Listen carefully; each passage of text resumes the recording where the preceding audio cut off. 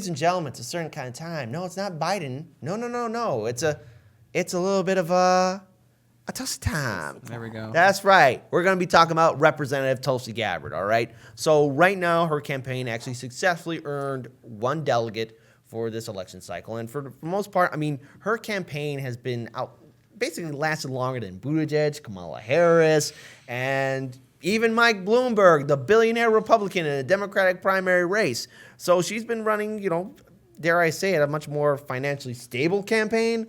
I know that her campaign put a lot into New Hampshire and South Carolina, but nonetheless, she is still in the race.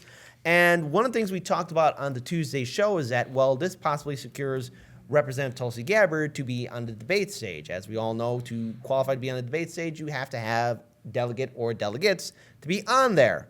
But right now, an official, which the DNC has announced on Twitter, that the threshold for participating in the Democratic debate on March 15th will be increased. This announcement was made shortly after American Samoa Caucus rewarded Tulsi Gabbard with one delegate. But technically, she did earn two delegates.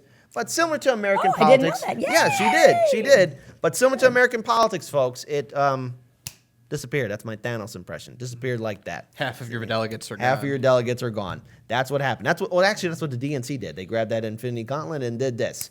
So they did that, and apparently the communications director for the Democratic Party, according to her Twitter account, tweeted about the threshold changes. She wrote, "We have two more debates, of course, but the threshold will go up. By the time we have the March debate, almost 2,000 delegates will be allocated. The threshold will reflect where we are in the race, as it always has been.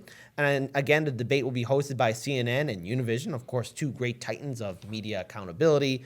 But this is, again, the DNC weighing in on the entire debate stage requirements. Remember, this is the DNC establishment decided to twist and bend the rules for none other than good old Mike Bloomberg, who literally bought his way on the debate stage. This is a guy who paid $300,000 of his own money to be on there to debate against Bernie Sanders and Biden and everybody else. And we all saw him get demolished not once but twice.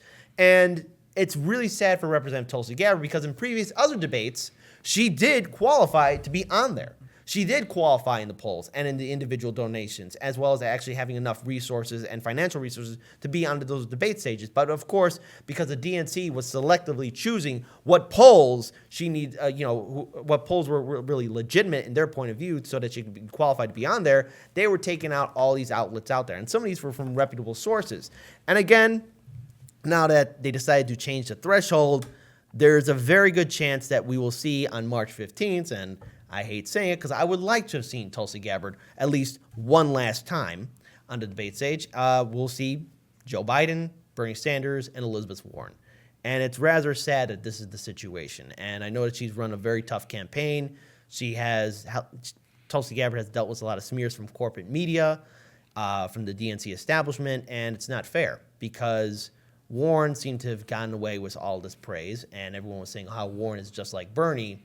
But at the end of the day, Tulsi Gabbard is way more authentic, way more courageous, and at least has a political backbone to step up to corruption. Because I don't see Warren stepping down as the vice chair of the DNC in 2016. Warren would never do that. Warren would never campaign against Clinton or the Democratic establishment. But Tulsi Gabbard did, and as for punishment, the DNC and corporate media are going to destroy her campaign. But it's not the end for Tulsi Gabbard. And I do hope, maybe I have a glimmer of hope, that maybe there is a possibility that somehow Tulsi Gabbard could be on that stage. But knowing the Democratic establishment, they're going to weigh in. But it's not the end. So Keira Daniel, let's actually talk about this a little bit. So I actually want to give a call out to a lot of the other online news networks like your TYTs, your David Pakmans. Yeah. I want to say that for the record, Heartland's media has gotten this right in the election. A lot of you guys picked Elizabeth Warren as the person to join with Bernie Sanders.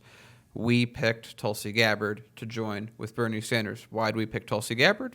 Very simple. Most of us and Lainey had a chat we'll read in a little bit. That Lainey's actually the one person that is Tulsi first, and we're basically all Tulsi second. Tulsi had good foreign policy. She had good background on it. She had a backbone. She was always willing to fight. She put her career on the line time and time again to do what she thought was right. Now, we don't always agree with the things that she does or some of her past decisions or historical things that she's done. However, She has the strongest backbone of anyone in the campaign. She's willing to risk everything, and she has the best foreign policy. Obviously, Bernie, everyone agrees with Bernie.